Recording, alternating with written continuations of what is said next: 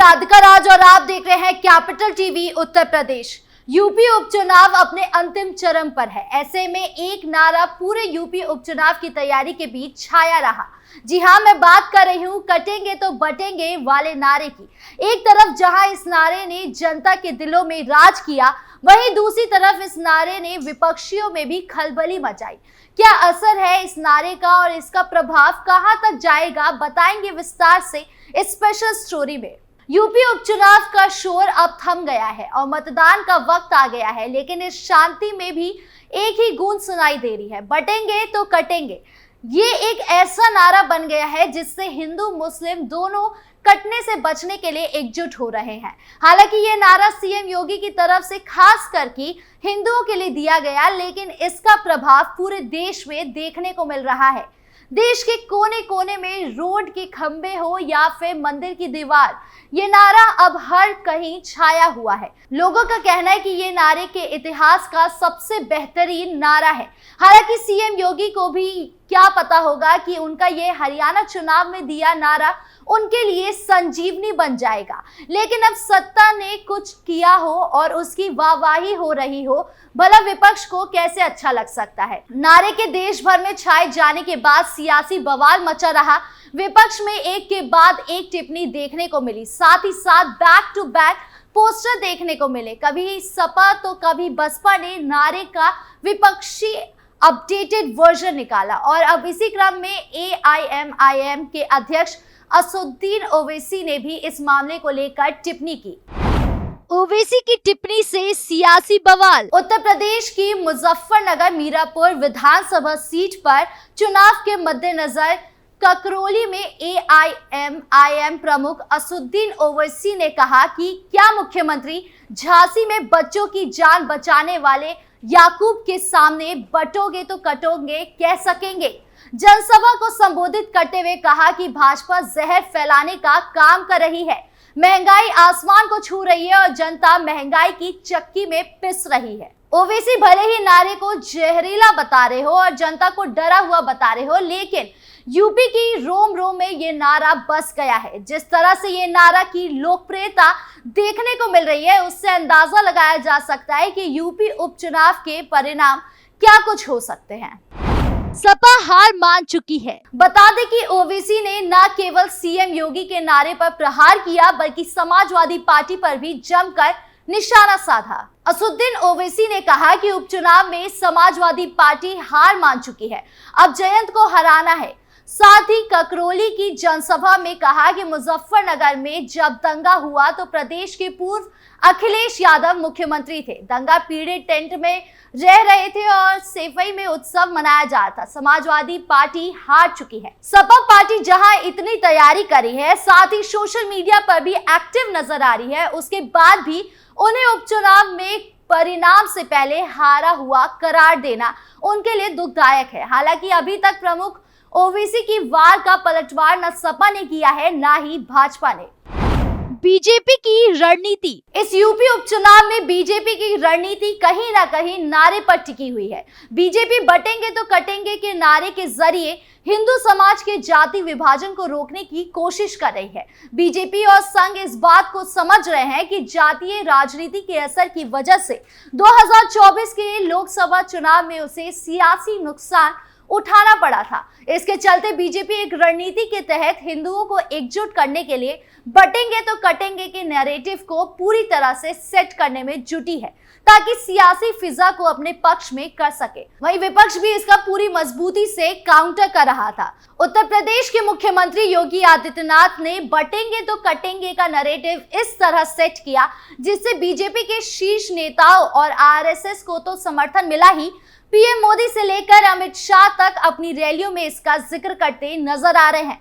विपक्षी पार्टी इससे हटकर कोई और नारा देने की जगह इसी के इर्द गिर्द अपने नारे और सियासी एजेंडा गढ़ने में जुटी है। इसी तरह से सत्ता पक्ष और विपक्ष दोनों ही अपने अपने हिसाब से सियासी एजेंडा सेट करने में लगी हुई है।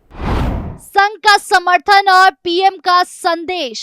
बांग्लादेश के संदर्भ में दिया गया नारा बटेंगे तो कटेंगे यूपी की सियासी फिजा में गूंजा और फिर धीरे धीरे जातियों में बिखरे हुए हिंदुओं को एकजुट करने की नैरेटिव में तब्दील होने लगा। राष्ट्रीय स्वयंसेवक संघ योगी के नारे पर अपनी सहमति और प्रधानमंत्री नरेंद्र मोदी ने एक रहने का संदेश देकर नारे के पीछे की सच्चाई दिखाते नजर आ रहे हैं। योगी का बयान बना सियासी नैरेटिव। योगी आदित्यनाथ के बटेंगे तो कटेंगे नारे को जिस तरह संघ और पीएम मोदी ने समर्थन दिया, लगता है कि इसे कांग्रेस और समाजवादी पार्टी सहित इंडिया गठबंधन की तरफ से चल रहे जातीय जनगणना के अभियान और कॉस्ट पॉलिटिक्स को काउंटर करने की रणनीति चल रही है। बीजेपी और उसके समर्थक संगठन उत्तर प्रदेश और महाराष्ट्र जैसे राज्य में देख चुके हैं कि पीड़ितों और दलितों को लेकर कांग्रेस के नेतृत्व वाले इंडिया गठबंधन नुकसान पहुंचा चुके हैं। बटेंगे तो कटेंगे के नारे के जरिए बीजेपी हिंदू समाज के जाति विभाजन को रोकने की भी कोशिश कर रही है। बीजेपी और संघ इस बात को समझ रहे हैं कि जातीय राजनीति के असर की वजह से 2024 के लोकसभा चुनाव में उसे सियासी नुकसान उठाना पड़ा था। साल 2019 के विधानसभा चुनाव में बीजेपी उत्तर प्रदेश और महाराष्ट्र में नंबर 1 पार्टी थी, लेकिन 2024 में बीजेपी को दोनों प्रदेशों में झटका लगा था। इसके चलते बीजेपी एक रणनीति के तहत हिंदुओं को एकजुट करने के लिए बटेंगे तो कटेंगे के नैरेटिव को पूरी तरह सेट करने में जुटी है, ताकि सियासी फिजा को अपने पक्ष में कर सके। एक है तो सेफ है। सीएम योगी से लेकर पीएम मोदी और अमित शाह सहित बीजेपी के तमाम नेता बटेंगे तो कटेंगे और एक रहोगे तो सेफ रहोगे की बात हर रैली में दोहरा रहे हैं। पीएम मोदी का नारा दलित पिछड़े वर्गों के बीच दरार पैदा करने के लिए और कथित रूप से विभाजनकारी राजनीति में शामिल होने के लिए कांग्रेस की आलोचना के रूप में अब प्रचारित किया जाने लगा है। पीएम मोदी ने कांग्रेस पर निशाना साधते हुए कहा कि पार्टी का एकमात्र एजेंडा एक जाति को दूसरी जाति से लड़ाना है। प्रधानमंत्री ने जोर देकर कहा था कि वो नहीं चाहते कि एससी, एसटी और ओबीसी आगे बढ़े और उन्हें उचित पहचान मिले। याद रखें, एक है तो सेफ है। विपक्ष भी खुलकर खेल रहा है सियासी दांव। सीएम योगी के द्वारा खड़े किए गए बटेंगे तो कटेंगे वाले सियासी नैरेटिव का डिफेंस करने के बजाय विपक्ष उसी आक्रामकता के साथ जवाब दे रहा है। कांग्रेस अध्यक्ष मल्लिकार्जुन खड़गे पीएम मोदी से लेकर सीएम योगी तक की आलोचना कर रहे हैं। खड़गे ने महाराष्ट्र में कहा कि प्रधानमंत्री कहते हैं बटेंगे तो कटेंगे, अगर हम एकजुट है तो सुरक्षित है, लेकिन असली खतरा किससे है? क्या कोई समस्या है? क्या देश को संघ है, बीजेपी और मोदी से खतरा है? वहीं झारखंड की रैली में मल्लिकार्जुन खड़गे ने योगी पर निशाना साधते हुए कहा कि वो साधु का ड्रेस पहनते हैं पर लोगों के बीच आकर बटेंगे तो कटेंगे जैसी बात बोलते हैं। क्या ये साधु का काम है?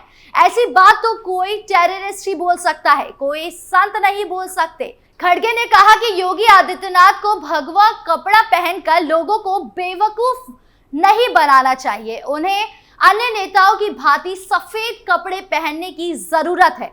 एक सच्चा योगी बटेंगे तो कटेंगे जैसी भाषा का इस्तेमाल नहीं कर सकता है।